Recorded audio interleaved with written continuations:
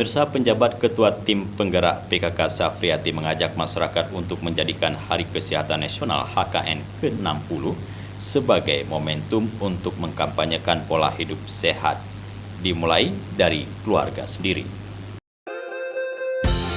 Dalam sambutannya pada peringatan HKN dan peluncuran layanan pusat konseling laktasi di Rumah Sakit Ibu Anak pada Rabu 13 November 2024, Safriati menekankan peran penting ibu sebagai agen perubahan dalam membiasakan PHBS.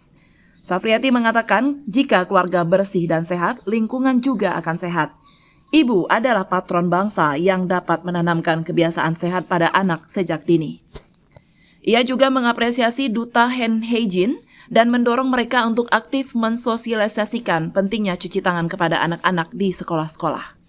Safriati mengingatkan pentingnya ASI sebagai antibodi terbaik untuk anak dan menyesalkan tren menyusui menggunakan pompa yang menurutnya tidak bisa menggantikan kedekatan emosional antara ibu dan anak.